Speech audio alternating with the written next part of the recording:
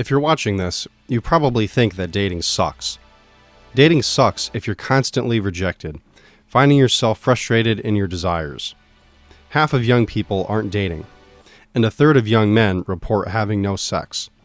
However, don't be deluded enough to think that it's all sunshine and rainbows for people in relationships, because it's likely that dating sucks for them too.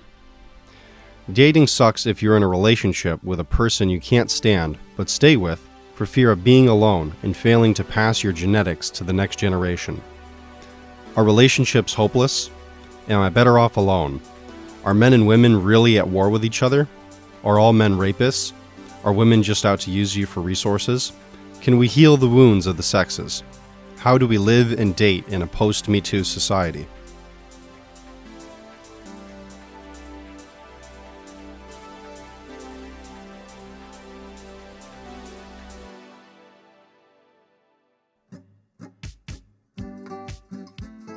Falling in love is mysterious indeed. We don't fall in love with just anyone, only certain people. We are selective. We don't just fall in love with anyone just because they're in love with us. It's complicated. Or is it? We exist because someone else had the urge to have sex with someone else.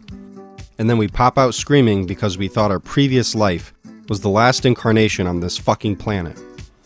People who don't reproduce leave no descendants. When a man has sex with a woman, she risks carrying his genes to the next generation, and vice versa. This is why getting friend-zoned hurts so much. It's effectively saying that you're not worthy of continuing your genes. Even the most promiscuous woman won't sleep with literally anyone. That is, unless she's a prostitute and you pay her to. It's been said that men will fuck anything that moves, and without a rubber. From an evolutionary standpoint, there is some truth to this. Men aim for quantity, due to the ability of sperm to generate so quickly, whereas women aim for quality. You'd be choosy too if you had to carry someone's offspring for 9 months. The result is that men compete for finding a mate. They risk not reproducing at all for the opportunity to leave behind many descendants to come after them. However, men beating each other to death to compete for a mate may not be the only way we evolved. There are examples of male birds that seduce women through their aesthetic beauty and charm. The same applies for human mating strategies. A mixture of winning and wooing ensured the best genes evolved. This is all a product of evolution, so that way the most desired genes are selected. However, men are not just passive to evolutionary fate. Males across species are salesmen. Their product, their genes. Just as the female is a descendant whose ancestors made a hard choice, males are descendants of suitors who made a hard sell. It's like sales in the sense that you don't just provide information to make a sale, you exaggerate, puff yourself up, and associate with pleasure. Quote, when a man wants to seduce a woman, he does not send her a copy of his bank statement, but a pearl necklace. He does not send her his doctor's report, but lets slip that he runs 20 miles a week and never gets colds. He does not tell her what degree he got, but instead dazzles her with wit. He does not display testaments to how thoughtful he is, but sends her roses on her birthday. Each gesture has a message. I'm rich, I'm fit, I'm clever, I'm nice. That explains the epidemic of Subway sandwich artists telling women that they're lawyers or doctors to seduce them into sleeping with them. But the information is packaged to be more seductive and more effective. Just as the message, buy my ice cream, catches the eye when it's accompanied by a picture of two good-looking people seducing each other. For our species, men are successful with women for more varied and subtle reasons. You don't just need flamboyant feathers like a peacock.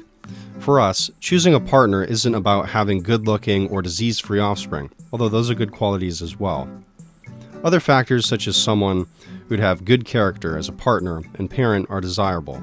However, it's no secret that males are suckers for beauty, and that some traits are favorable for sexual selection.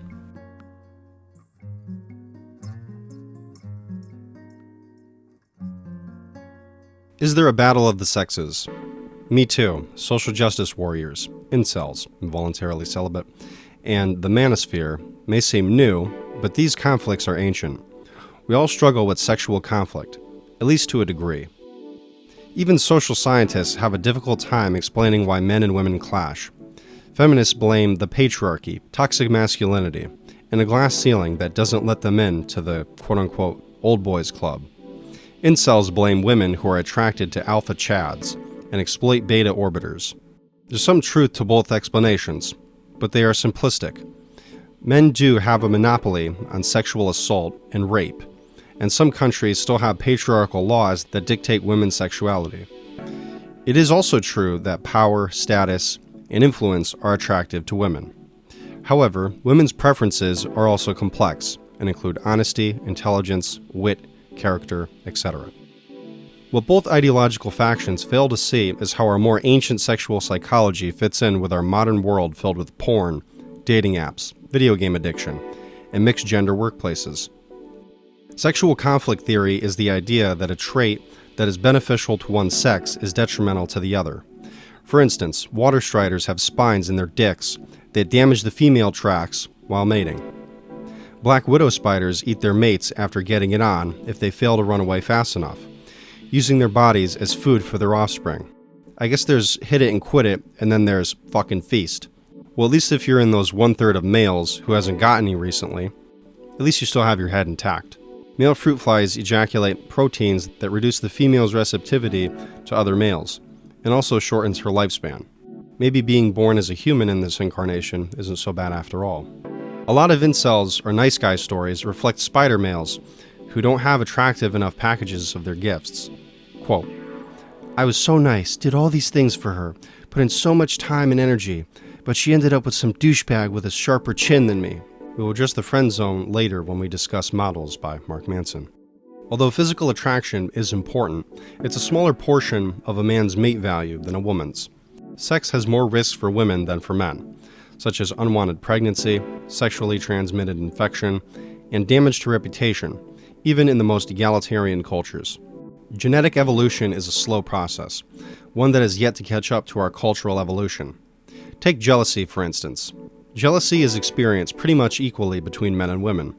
However, when a woman gives birth to her child, she knows for a fact that she is the mother. However, when the man sees his kid being born, he would only know for sure if he did a paternity test. As the saying goes, mama's baby, papa's maybe. If you're a guy watching this and you're paranoid, the chances of your kid not being yours are actually quite low. It's difficult to do good studies on it. But the latest meta-analyses show that the actual percentages of genetic cuckoldry is what I call it, a non-paternity, genetic non-paternity, it is far lower than previously thought. So 1, 2, 3% is more accurate than the 10, 20, 30. However, there are going to be cultural differences in this. And so the studies also suggest that there are some cultures where there's a much higher rate of genetic cuckoldry than others. Nonetheless, jealousy is a mechanism that keeps a close eye on the rivals. For instance, in Saudi Arabia, the government launched an app called Abshur, which helps men keep track of their wives. It also alerts them if they try to leave the country. God, don't we just love our allies? Meanwhile, in the US, women have access to birth control. They can also travel and dress however they like too. Quote, 98% of sexually active women have taken a hormonal contraceptive at some point in their lives, and 62% of reproductive age women are currently on the pill. An experiment was conducted where men were asked how they would feel if another man fucked their wives, even if she was on birth control. Although from a quote-unquote logical point of view, your offspring are not affected, so why should you be jealous? As you can imagine, the test subjects' stress, sweat, and heart rate increased. In other words, they were pissed. Sexual conflict theory can only go so far, however. Some scholars argue that all men are potential rapists. However, this notion is not backed up by reality.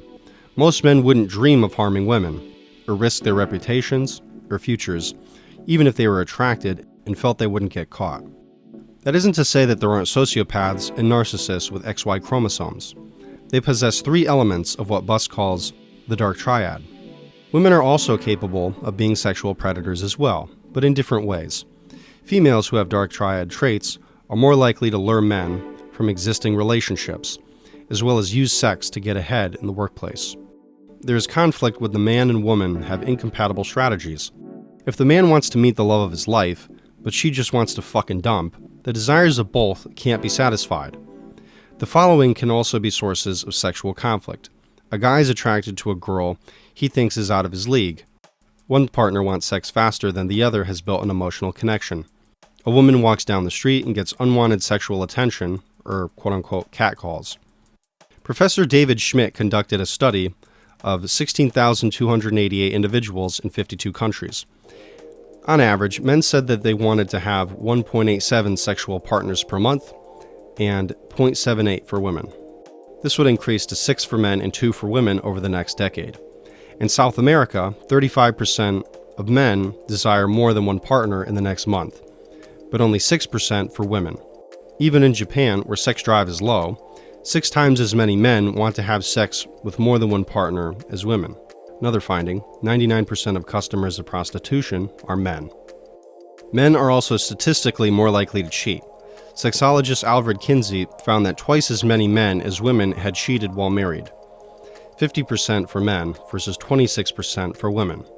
For men, they cheat to get some new action on the side and tend to be serial philanderers, whereas 70% of women who cheat do so for emotional connection. Another example of sexual differences was revealed in the hacking of Ashley Madison. The site was for married people who wanted to have an affair, hence their slogan, quote, "Life is short, have an affair." It was revealed that 99% of the female profiles were fake. 20 million men used the site to find someone to cheat on their wife, whereas there were only 1,492 women on the site. You men are all the same. In a study done in Florida, when a man was asked by a woman if they were DTF, 75% said yes, and that they were flattered. Inversely, when women were asked by a man, 100% said no. You want to go have sex somewhere? No, thank you. I'm a lesbian. Denied. The evidence suggests that men and women have different levels of desire for a sexual variety of partners. Some act out their impulses, while others don't. This explains why successful men, who have a variety of options, have a hard time keeping their zippers closed. Because statistically, it's most likely that if you're a guy, you would too if you were in their position. As Chris Rock said, "Man is basically as faithful as his options."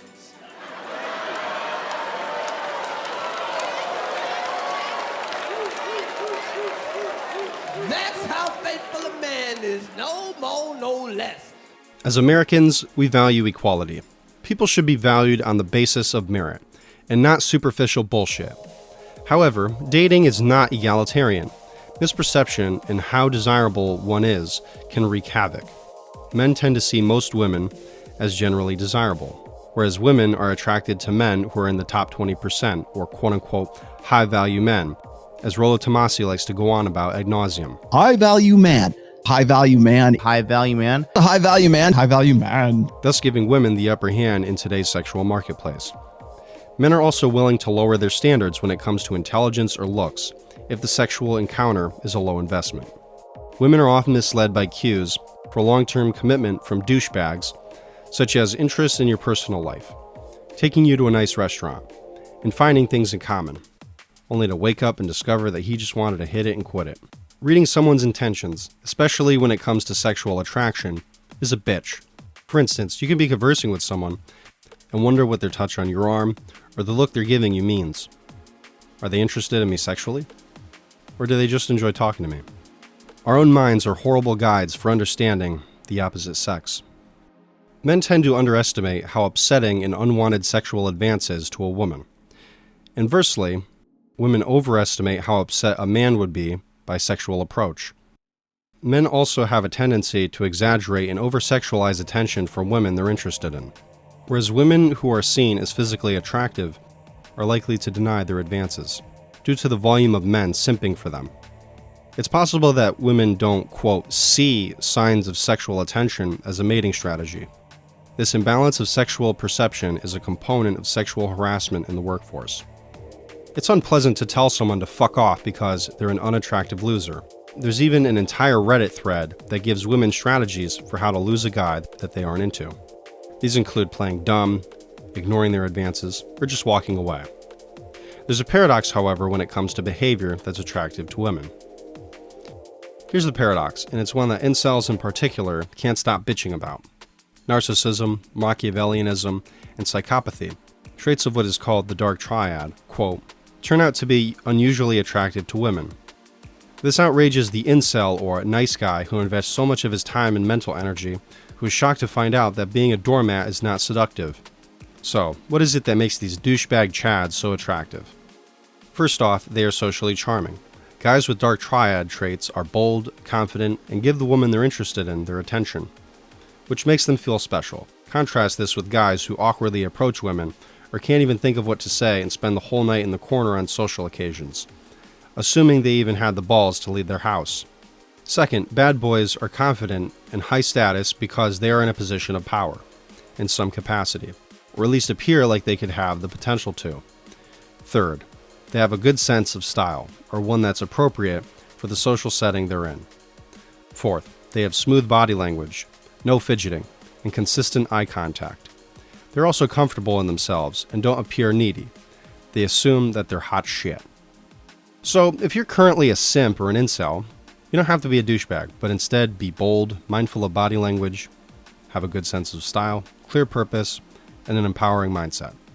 See, Simp to Pimp in 5 easy steps. Shoot your shot, not your classmates. From an evolutionary perspective, these traits are attractive because it makes a woman feel safe, secure, and ensures access to resources.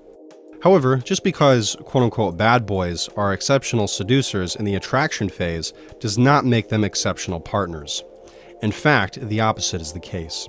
Men of the dark triad are notorious for avoiding any serious commitment after sex. They keep them away from friends or family, avoid intimacy, cuddling, and affection in order to maintain a short-term mating strategy. Their charming mask falls off, revealing who they are. But you gave me a rose. Tomorrow, I'll give one to somebody else. Now get dressed and get out of here. You shit. Who do you think you are? I'm JP Monroe, right?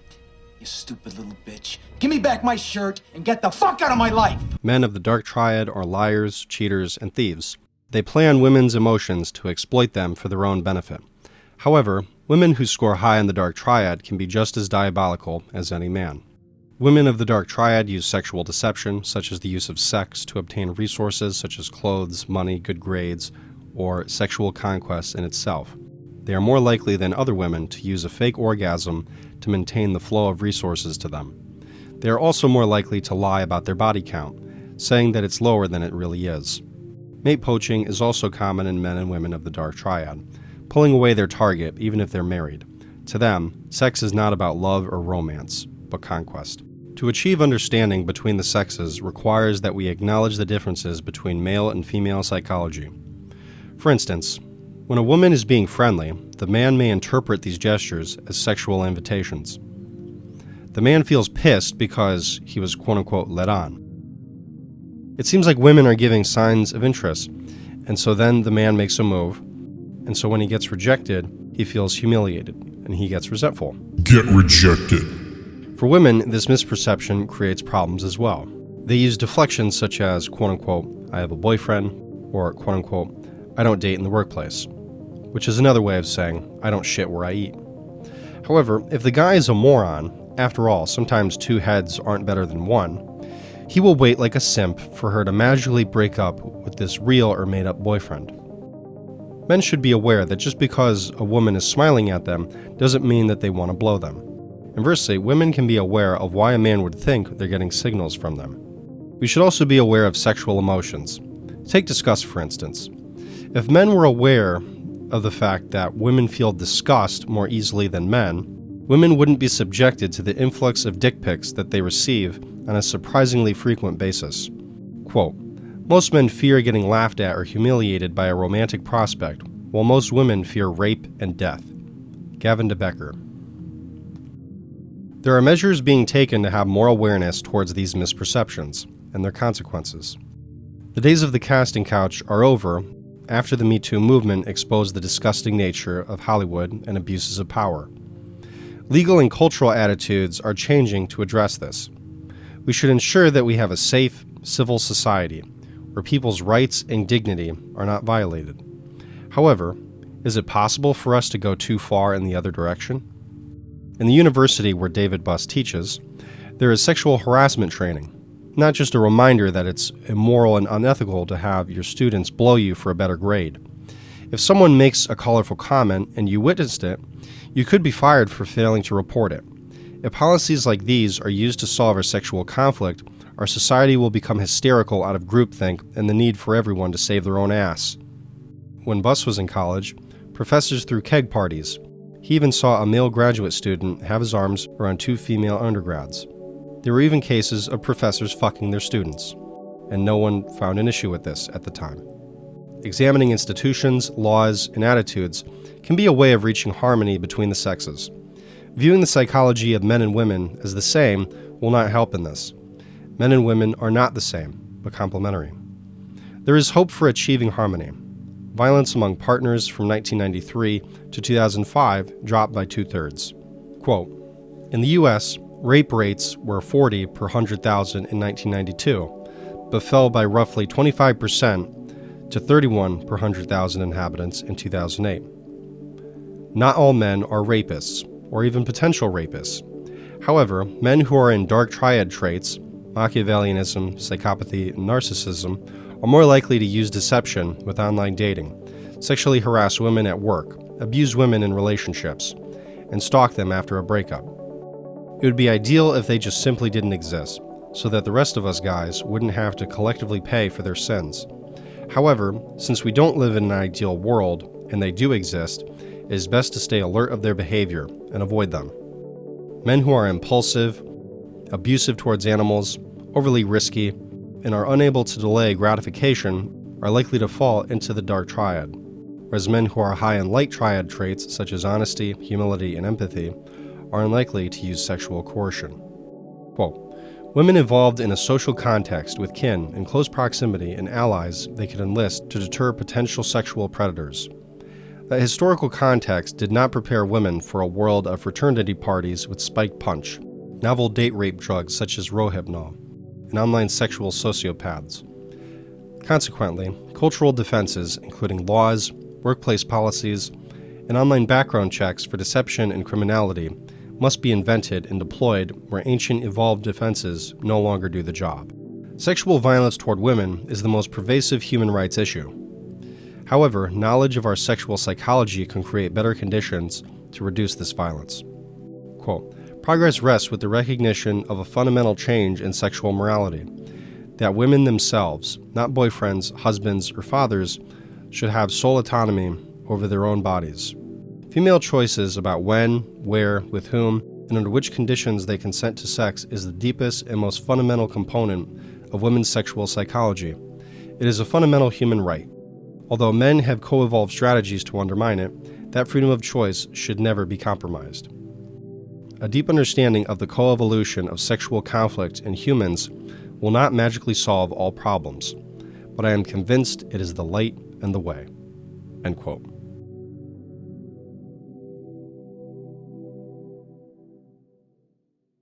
Christopher Ryan argues that the Darwinian view of sexual evolution, or sexual economics, essentially says that your mom's a whore. SpongeBob, your mother's a nice woman, but your grandma's a whore. The standard view of reproduction isn't all that different from prostitution. Man give resources, woman spread legs to spread genes. Again, referring to the study in Florida that Bus previously referred to. When asked by an attractive volunteer if they were DTF, 70% of males said yes, and others asked for a rain check or said no, whereas 0 women would say yes. To the Darwinian view, this proves that men are more interested in casual sex than women are. From an evolutionary psychology standpoint, why would they give it up so easily if the exchange is sex for resources? There is also the issue of parental investment. Males want to know that their children are really theirs, so that their genes live on. This makes sexual selection go in 2 directions at the same time. Males compete for female eggs, which are scarce, and females compete for male investment, which is scarce.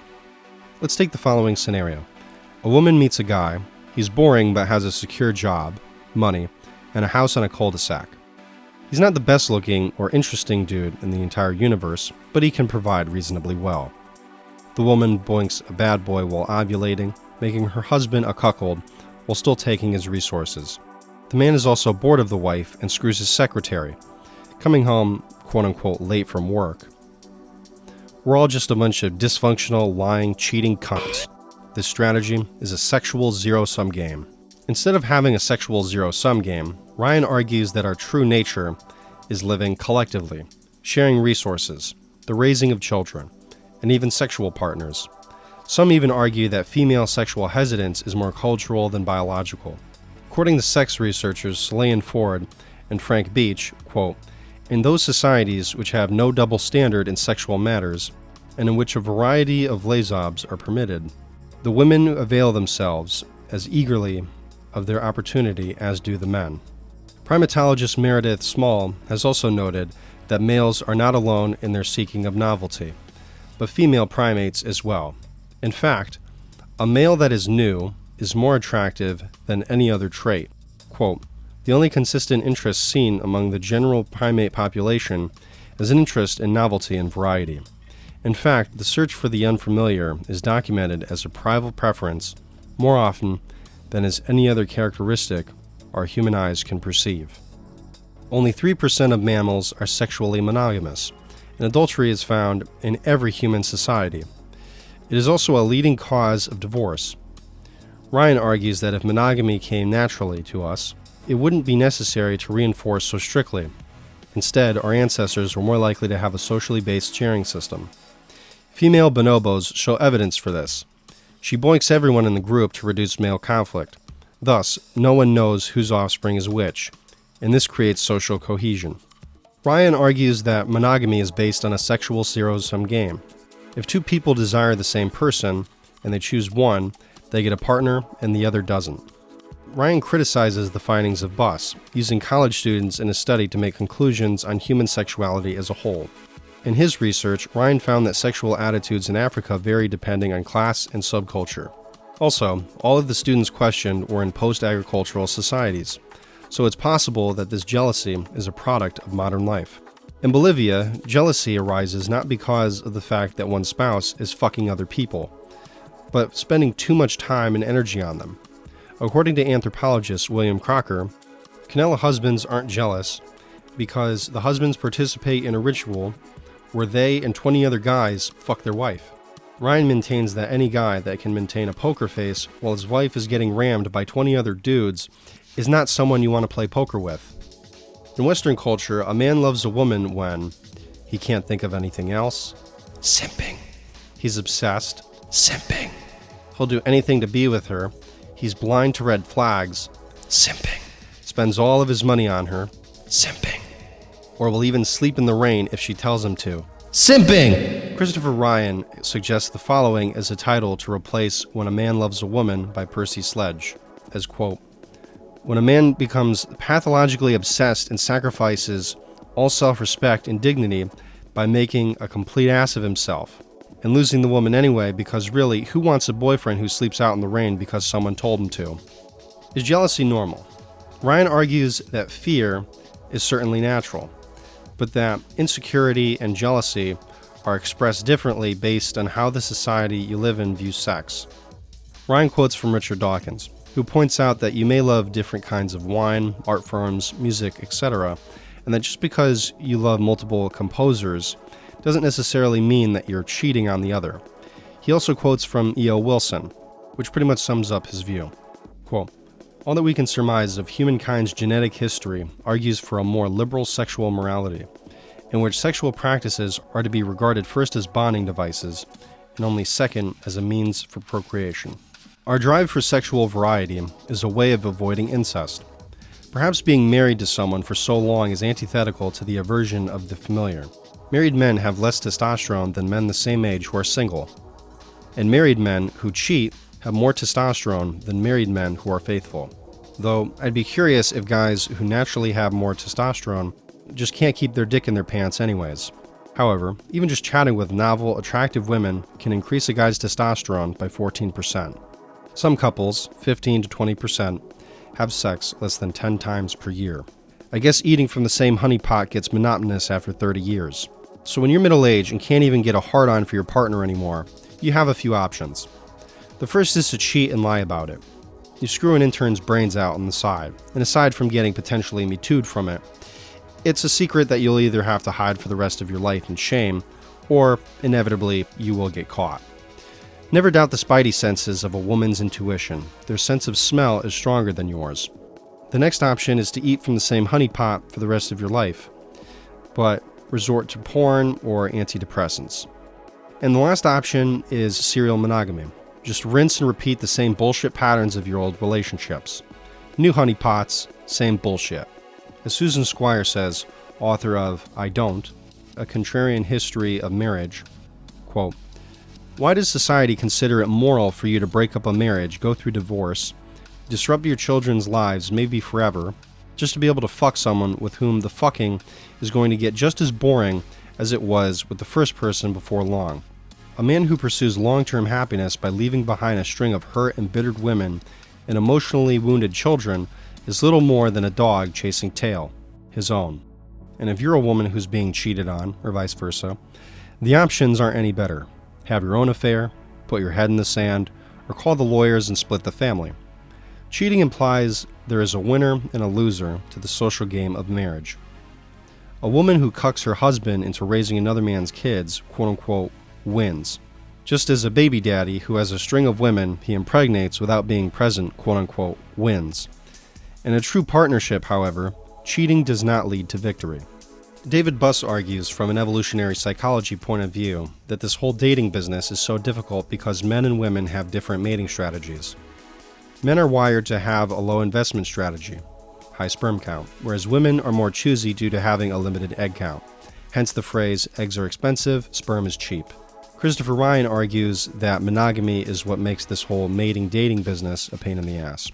Because if we live communally, we would share resources as well as sexual partners.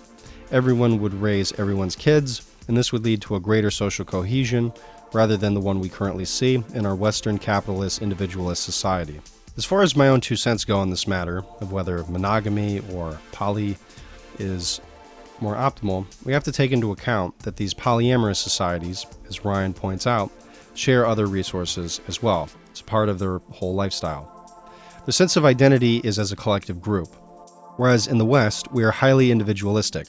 This is my house, my bank account, my job, my kids, my wife, etc.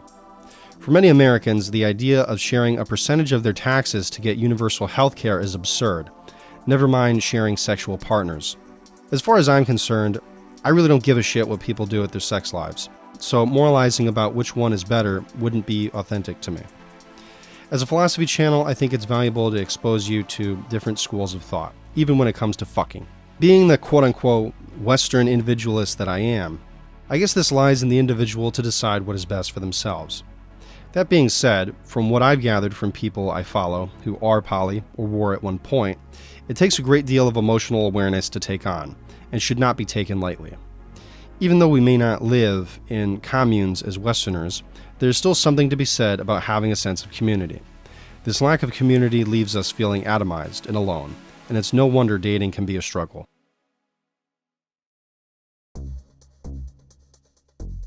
There are tales of the boys before us who would find magical stacks of Playboy magazines in the forest. Ah, the good old days of centerfold Playboy models, vintage, sexy, and a time when you still had to use your imagination to perv out. Fast forward to now, anyone can get access to anal, gangbang, bondage, or any other kinky shit that they can think of. The novelty, variety, and extreme forms of content causes a dopamine surge in the brain. This includes the vast choices of scenes to select from, and the ability to have as many tabs of porn as you want, and the ability to fast forward and click through all your favorite tripping parts. However, what got you off a few months ago or a few years ago has now plateaued, and you need even more novelty to get off now and in the future. Porn has also become more extreme in recent decades, and since the early 2000s in particular, choking, abuse, and ATM. No, not an ATM machine. You can Google that on Urban Dictionary on your own if you'd like. Name calling, etc. are becoming more popular. Anal, for instance, used to be rare in the industry, and now it's become the industry standard. Males used to be recruited by their ability to get a hard-on right on the spot. Now they depend on Viagra to perform. According to Tracy Clark Flory, author of Want Me, quote, You shouldn't take notes from porn any more than Hollywood blockbusters, and yet many people do. I did. What you see on the screen is actually a deception. Porn is actually more like creating a film as opposed to an organic recording of lovemaking. People have snack breaks, make coffee runs, trip over wires. The moves are choreographed, and money shots are sprayed with fake baby batter. Porn is make-believe, and not a guide to high-quality sex. Funny enough, pornography is opposed not only by prudish traditionalists, men's rights activists, but also feminists. Who would have thought that porn would unite all those points of view together on something? Pornography is also objectifying, and sexualizes situations that shouldn't be sexualized. For men, not only does porn affect their view of women's bodies, but their own psychology as well. I hate to break this to you, but no one is DTF after moments of meeting, even if you are a reasonably decent-looking pool boy. Porn can also affect expectations of what to experience during sex. There are instances of young women about to have sex for the first time, and their partners try to choke them. Porn can also act as a substitute for meeting women in real life, creating a miserable void after realizing you've ejaculated the pixels on a screen. There are guys my age suffering from ED because when they have a sexual relationship with a girl, they can't perform because their mind is so skewed already by porn. It's an epidemic. What do you mean? Men who, when they put a condom on, they lose their erection right away. And then they try to use that to weasel out of wearing a condom. You know, they're like, oh, like, come on, like, we don't need it. I just got tested. And I'm like, no, you didn't. I know you didn't just get tested.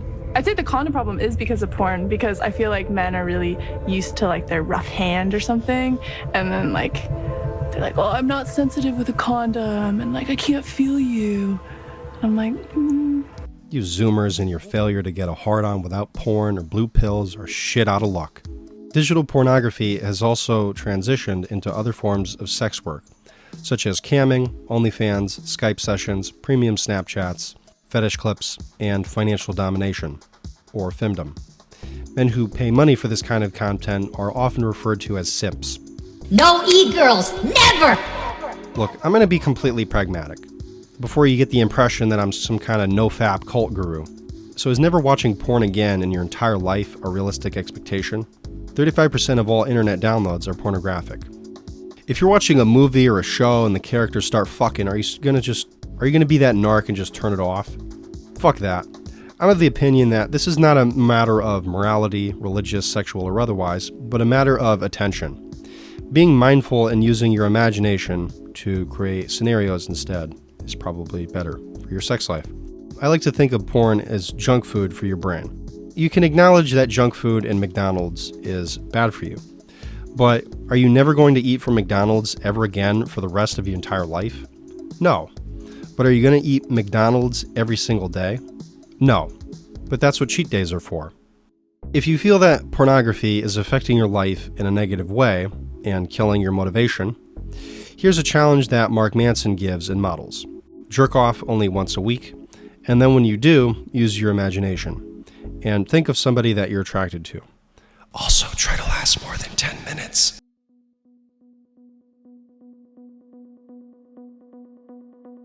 You may think that you can simply shortcut all of this bullshit by using a dating app.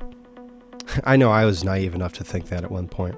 Why invest time and money going out and meeting people when I can just swipe right a bunch of times and meet the love of my life? So you try them all. Tinder, OkCupid, Bumble, only to find out that it's a giant con to get you glued to your screen for 10 hours a fucking week, or to pay for a premium of the app, which is just as fucking useless as before you forked over $50. I quote from When Men Behave Badly. He had a female friend, both attractive and intelligent, who signed up for a dating site. She received messages from over 500 guys and only sent a message to one. They met up for coffee, and she concluded that he didn't fit the bill.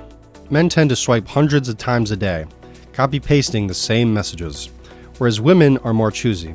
A study created 14 fake male and female profiles on Tinder and found that 8,248 men liked the female profiles and 532 women liked the male profiles. Even after swiping right hundreds of times on female profiles, the chances of matching are 1%. Around 30% of men on Tinder are married, looking for a hookup. Another figure that is inconvenient for the Ivy League pricks who created these stupid fucking apps. Quote, the median female user receives about 2.75 matches per day, while the median male user only receives about 1.1 matches.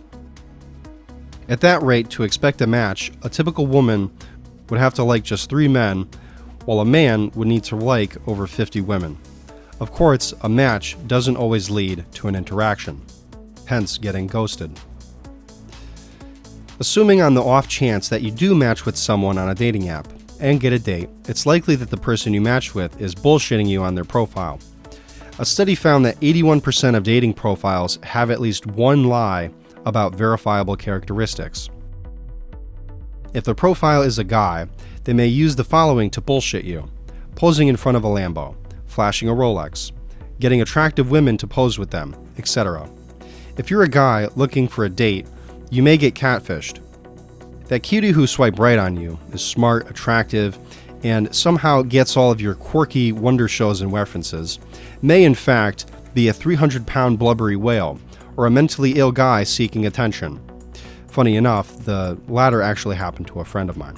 Both sexes are vulnerable to ghosting on dating apps, and on social media in general, where we become so dehumanized and reduced to pixels on a screen. So, at the risk of sounding like a bullshit quote on Instagram, it's about time we swipe left on dating apps and swipe right on connection.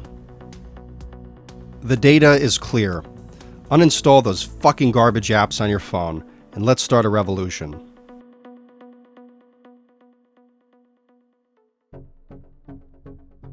So perhaps if you're into personal development, self-help, etc., you've heard the term game when applied to dating strategies, for men in particular. Game is a term popularized by The Game, an overrated book about how a community of pickup artists would share their strategies to get better with women. Initially, there's nothing wrong with this. Dating and relationships are a skill set that you should consciously develop and put energy into in order to have success with. The Game, however, would be better marketed as a read for hedonistic entertainment than an actual dating manual. Besides, who the fuck wants to take dating advice from some wannabe mind freak? Yeah, you're totally single because you lack abilities in shitty card tricks or reading minds. Then he wants you to entertain the entire group by using stories, magic, and humor. Like, so you pick a card, any card. So then you pull a rabbit out of your lit up cowboy hat while dissing your fucking target. Wait, this author is for real. Like, don't try too hard, but yeah, don't try hard at all. Honestly, then, if you do that and she still fucks you, you got her for life. Not to mention that it's also dehumanizing. You're just following a procedure to lure someone into bed. Imagine for a second that someone wanted to seduce you to exploit you for financial or other means, which incels and MGTOWs bitch about ad nauseum. You wouldn't like to be seen in this way. You'd rather be seen for your interest in philosophical books, being a man of your word, and an overall quirky character. So why wouldn't the same apply for the opposite sex? Using people's emotions against them and giving false expectations isn't exactly moral. At best, this leads to meaningless sex, and at worst, fucking with the wrong chick who retaliates by slitting your tires and threatening to set your house on fire. Parroting a pickup line you've memorized is stupid. Maybe for a total noob, it can be useful to just have something to say instead of sitting with your thumb up your ass in the corner, desperately and anxiously panicking over every perfect word. However, being aware of your surroundings and the situation is more authentic. Maybe there's something you notice about the person you're interested in. A shirt of a band you like, the book they're reading, etc. Pickup is inauthentic. A lot of emphasis is placed on the quote-unquote alpha male. Confidence is valuable. But go into any public setting and you'll find that there are plenty of guys who are not alpha, but they're still in a relationship. Pickup can potentially make you present yourself as something you're not.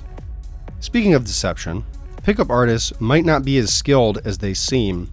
Oftentimes they film 100 takes, only editing and releasing the smooth interactions, and this is to get people to buy their courses. There are even cases of pickup instructors hiring escorts when students are quote-unquote in the field or going to a place in public to pick up chicks. Imagine paying thousands of dollars to listen to some jerk-off go on and on about how to be successful with women for days or even a week in some bullshit seminar, only to find out that when he took you and the other simps out in the field, he hired a fucking hooker. You're better off just going to Nevada, where prostitution is legal, and for the same price or less, you can both get your rocks off and not have to listen to these schmucks get off on the sound of their own voice for hours. Fundamentally, what's going on is that the foundation of pickup itself is flawed.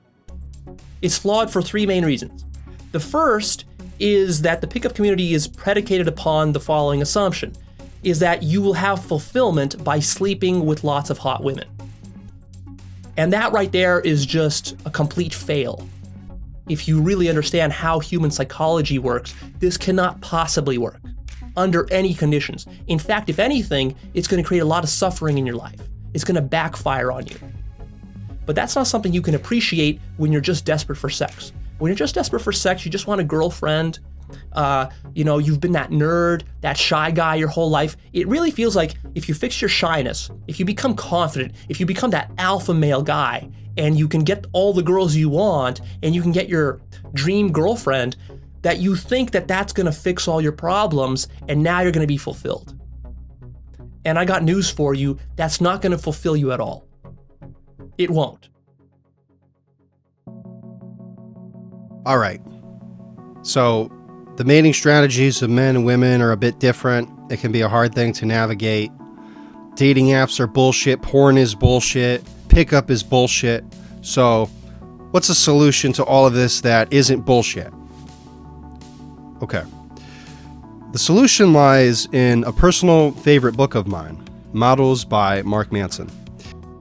It should be noted that Models is from the perspective of dating for guys, but it can also be used no matter what your gender or persuasion is. The first few chapters of this book made me cry, but by the end of it, I felt like it was a really good blueprint for how to navigate this space, which can be very nebulous and frustrating at times. So I want to ask, has the following ever happened to you? You're attracted to someone, but maybe a little bit too eager, and so you either get rejected or friend-zoned. Inversely, there's someone you feel either neutral or not attracted to, but they are enthusiastic about you. How did this happen? This happens because in the former case, your neediness pours out of you like a pig in shit, whereas in the latter, you didn't need anything to happen, and so you came across as more attractive. What is the cause of neediness? Neediness comes when you value the perception of others more than you value your own opinion of yourself. With lady number one, you were needy because your idiot simp brain wants her to like you. Simping! In lady number two, you were just quote-unquote being yourself, as the saying goes, which is more attractive and more authentic. This isn't to say that Manson is arguing you become a narcissistic douchebag to become seductive. We are social creatures, so of course we care about what others think. If you really didn't give a shit, quite literally, of what other people think of you, you just take off your pants and drop a Cleveland steamer right there on the street. Manson is arguing that we care less about what other people think than we currently do, because we tend to be needy and have people-pleasing tendencies so much. Instead, be authentic in your own values and desires. Quote, instead of wondering if a woman likes you, wonder if you will like her. Instead of impressing her, see if she impresses you. Wonder what she will say to make you like her. Instead of waiting for her to call, find something to do until she calls. Face your anxieties and accept yourself. To put it in today's language, no simping. Be conscious of how much effort you're putting into someone. Do they reciprocate? A metric you can use is to ask yourself if you would do the following for them if they were a man or if you weren't attracted to them. Being a doormat is not attractive. Don't be afraid to speak your mind either. People will respect you for having a healthy disagreement. If your entire life purpose revolves around a relationship and you don't have your own interests, it's more likely to collapse. Be clear about what you will and won't tolerate in your life. Live in your truth. Mark Manson gives the example of a friend of his who would go around saying, and I quote, "Can I pee in your butt?" to every woman he saw. Most women, as you would imagine, found this gross and offensive. But on occasion, he would find someone who found this amusing, and they'd go out. So you're saying to find the girl of my dreams, I have to ask 100 women to pee in their butt? No, I don't recommend that, especially since we live in the post-Me Too, post-COVID society. You would probably get arrested, or at least a mob on Twitter outraged at you. Who knows? Maybe Manson even made it up as a good example for demonstration. Anyways, what this demonstrates is a direct communication of intentions. I'm a bit freaky, I have a warped sense of humor, accept me as I am. You can apply this by demonstrating an honest interest in someone. Quote, "Hey, I think you're really cute, and I just wanted to meet you." Don't literally tell someone that you'd like to pee in their butt on the first impression. You'd probably get smacked or a drink thrown in your face. Maybe wait a good 3 dates with that one, if that's what you're into. Kidding, of course. It's worth noting that what you say doesn't matter, but how and why you say it. Say what you feel comfortable and confident in saying. What's important is expressing your feelings in the moment. Give genuine, no strings attached appreciation. Memorizing cheesy lines, as pickup artists would encourage, doesn't work because you're pretending to be someone you're not. It's even likely that they've heard these lines before. Pretending that you don't like a woman doesn't work either. Manson instead emphasizes the importance of being vulnerable, being honest about what you actually think and who you are, and being honest about your intentions. This practice of vulnerability also means you will have to accept the pain of being rejected. It's all part of the process. Get rejected! Swallow sadness! After a woman leaves a date for half an hour, the non-needy guy says see ya and moves on. A non-needy guy won't be a doormat either and sets boundaries and enforces them. Being too invested in someone comes from a place of insecurity. You don't need the approval of everyone. In fact, you are probably not a good fit for most people out there. Rejection is a beautiful way of keeping people who wouldn't be a good fit away from each other. From here, Manson examines the importance of polarization in the dating process. To find out if someone is into you, simply ask something like, quote, "I think you're cute. Want to grab coffee sometime?" There are a few categories someone may have toward dating you. Unreceptive. They're not responsive. Says they have a boyfriend. And don't be foolish enough to think she'll dump her boyfriend for you. Simping! This could also be their polite way of saying that they're not into you. Comes up with excuses, throws a drink in your face because you asked her if you could pee in her butt, etc. Denied. Neutral is ambivalence. Maybe you have good conversations sometimes, but it's not really clear if they view you in that particular context. To find out, you have to polarize. Ask them out to find if they are receptive or unreceptive. And lastly is receptive. Some signs of receptive are going out of her way to spend time with you, laughing at your stupid jokes, is enthusiastic around you, is flirty, etc. Polarization is important in order to find out if she's actually interested in you or just being nice. Don't fall into the trap of thinking that if you do endless favors or pretend to be someone's friend when in reality you're attracted to them. Make an advance. Rejection is inevitable. And at the very least, they'll be flattered. You can touch or flirt and see if she flirts or touches back, responds in some way. However, you must accept that your advances will be rejected most of the time, and it will hurt. Advances denied. Manson gives an example where he tapped a girl on the shoulder, and she freaked out and screamed at him. She said, "At least you aren't ugly," and he responded with, "You must not have a mirror." All this crazy shit makes for awesome memories. Fear of getting rejected comes from not living your truth and not feeling comfortable in your own skin. Attracting women has nothing to do with you. There's a million circumstances outside of your control. If you get rejected, it has nothing to do with you. Instead, see if someone is compatible with your values and take action accordingly. Success shouldn't be defined by how many hotties you can bang, but the happiness in your relationship and your life in general. An honest, non-needy guy, 1, lives based on his values and lifestyle. 2, being comfortable with your intentions, boldness. 3, expressing your sexuality freely, communication. Face your fears and anxieties and become uninhibited in your sexuality. Act on your desires. This is how you live in your truth. If you see a beautiful woman and you don't introduce yourself, you are being dishonest about your desire. You're prioritizing not getting rejected. When you have a desire, act on it. Invest in a lifestyle, a career, passions you genuinely enjoy and can bring a partner into. The more you love life, the more receptive women you will meet. Expressing communication is humor, paying attention, engaging effectively, and being open about your sexuality. What kinds of women do you want to meet? You attract what you are. Put yourself in a situation where you're having fun and doing what you love. Create a list of places where you will find people of the same interests, demographics, and prioritize what you look for in a woman. Another critique that I personally have of pickup is that when you're quote-unquote out in the field, it can be stressful to try and meet someone in a random place who may by default be unreceptive because she's busy with other things. However, if you find things that you're interested in anyways, it may be easier to connect with people. If you find a demographic that you can relate to, it can make the process less anxiety-inducing. You can Google things in your area or go to meetup.com.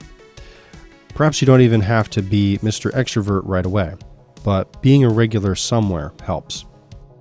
Examine your beliefs and perception towards women. If you believe that women enjoy sex as much as men do, and you're at peace with yourself, they will find that attractive. And that's what you will attract. Ultimately, it's your behavior that matters most. Social status is completely relative. Behavior is what's important. If you have a role in a community in some way, that's attractive. Become an amazing man. Being amazing is more impressive than just saying something amazing. You don't have to be flashy. Who you are will reveal itself. So, who we are on the inside is important, but our presentation of who we are is important too. This should go without saying, but hygiene, brushing teeth, styling, hair, etc. are all crucial. No exceptions. Wear clothing that fits you and fits your personality as well. You can look at styles of guys you like and reference for influence. Exercise and nutrition are good steps too. This will make you look better physically, but will also give you something to strive for besides punching your walls and beating off and writing about how awful the opposite sex is on message boards. A good workout will prevent you from becoming quote-unquote black-pilled, in other words. Speaking of body movement, and no, not bowel movement or asking to piss in someone's butt, body language can be a good thing to notice, not only in others but also yourself. Good posture, staring in the eyes when people are talking, a smooth and confident walk all communicate high status. You don't want to communicate with hunched-over incel body language. That's a no-no. For vocal tone, a smooth, not too quick, not too loud, like a smooth radio DJ voice. DJ Tebow in the House, Discussing Models by Mark Manson, and what an incredible book this is, and how it's changed my life and will change yours too. Use your personality and sense of style to market yourself with confidence. So you've got your lifestyle, hygiene, style, body language, and tone in order. What's next? Now it's time to face your anxiety. Embrace the fact that you feel anxious. Embrace your anxiety and feel a high from it. As the Buddhist saying goes, what you resist persists. It's less about the anxiety and more about how confident you feel. You're out and about and you notice someone gorgeous. What do? What do you say? There's a few things that you can do. You can ask a friend to introduce you, ask for the time, notice something about them, and ask a question. Or you can notice something about them and ask them about it. Quote, "Excuse me, I just wanted to let you know that I think you're really beautiful and wanted to know if you'd like to go out." You have to acknowledge it's out of the ordinary. Quote, "Hey, I've never done this before, but I just think you're really beautiful. Would you like to go out for coffee sometime?" You can even admit that you're anxious. "Hey, I'm kind of nervous, but wanted to come over and get to know you. How's it going?" This is practicing vulnerability. One thing that I liked that my friend used to do was he would give his email to a girl. Like he'd see a girl in the park and like on a bench and be like, "Here, I think you're really cute. I'd love to take you out. Here's my email. So let me know if you want to go out." And it's email, so it's not as threatening. And if I don't hear from you, I'll convince myself you lost that. But I hope I do. And then leave. But like that is hot because he didn't give me his number. So it's like kind of like, okay, I need to like prove this guy worthy of getting his number. So he kind of negs you in a way with just the email. Right. And then he also makes it so like either way he's going to be fine. And you're like, oh, well then that was hot and confident. It has been said that the male brain is a slightly autistic version of the female brain. As the stereotype goes, men think through logic, whereas women think through feelings. This is a very broad generalization. Women can have interest in coding, and men can have interest in ballet and dance. It is politically incorrect to argue that men and women see the world differently, but that's for another video. Why is this relevant to dating? Well, if you give a compliment from neediness, this will backfire. However, if it comes from a place that's authentic and it's fitting, women will read that intention. There's no such thing as a guy who's adored by all women. You'll be perceived as creepy some of the time. You have to accept that as a guy who expresses his sexuality, there will be some awkward situations. Cold reading can also give you a mild sense of prediction. If it's correct, you look like a psychic genius. But if you're wrong, it can be a good topic of discussion. People enjoy correcting others. You can make an educated guess of what kind of woman someone is. Instead of asking, where are you from, you can say, you look like a California girl. If she's with a group of friends, you can ask, how do you guys know each other? You look like you've known each other for a really long time. Anytime you ask a question, give the answer instead. Quote, you seem like the kind of girl that's into EDM. You seem like you're from this kind of university. Also, be a good listener. Because that's hot. Humor and smartassery is good as well. Who doesn't like to laugh? For instance, if she has red shoes, you can ask if she's going to click her heels to go home later, making a reference to The Wizard of Oz, of course. If a woman looks bored, or she's on her phone, and this is one of my favorites, you can ask, so who puts you in timeout? Let's say she's waving money to a bartender or a waiter. You could respond, is that how you get men to pay attention to you? Studying your favorite comics, their pacing, etc. can also be a good way of learning humor. Humor is a great way to supplement flirting. So, what are some signs that she likes you? Laughing a lot, even when your jokes are kind of dumb. Eyes dilating. You know, like when people take Molly or LSD. She's microdosing off of you. Flipping hair, standing close to you, prioritizes being with you. Friends come around or someone she knows and she's still talking to you. So you've approached someone.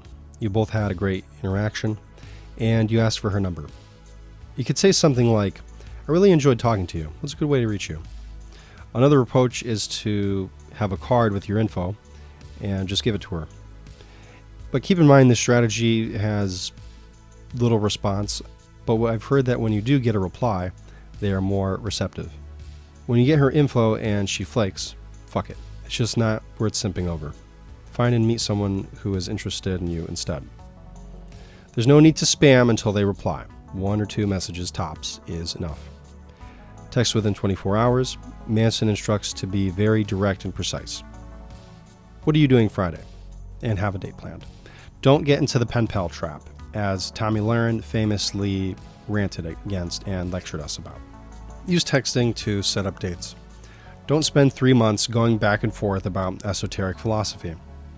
Ask her what she's doing on a certain day, and then you can meet up and discuss esoteric philosophy or whatever you want then. As far as what to do for a date, when and where to go, Manson suggests nighttime, grabbing a drink somewhere, comedy clubs, concerts, dance class, walking in an interesting place, park, bowling, museum, art gallery, etc. Find somewhere interesting and active, where it's likely you'll be moving. You can use Yelp, dating lists, etc., and keep it under 2 hours. You can also find multiple things to do within the span of a few hours. Having coffee, going to a bookstore, getting ice cream, going to the park, dancing, etc. Having multiple experiences to keep it more active. As far as paying for the date, you asked her out, be a little bit traditional. You can pay for it, unless she really insists. If she's a radical feminist and you're a smartass like me, maybe you could say, fight the standards of the patriarchy. Women can pay for the men's dates now. And that's why I'm still single. So, you've had a great date. How do you know if you should make a move? Now, I'm referring to kissing here. I'm keeping it PG. There's different schools of thought with this. Some say to just ask, "Can I kiss you?" This works. I've done this in the past, and it worked. I've also heard that it ruins the magic. As a guy, you want to value consent, but you don't want to kill the magic either. So what do you do in this case? Well, you don't want to force kiss someone and be a creep, because that probably has even worse results than asking to piss in their butt. Extended eye contact and silence and slight awkwardness can be a sign, but when in doubt, I like the strategy from Hitch. Man leans in 80, woman goes 20.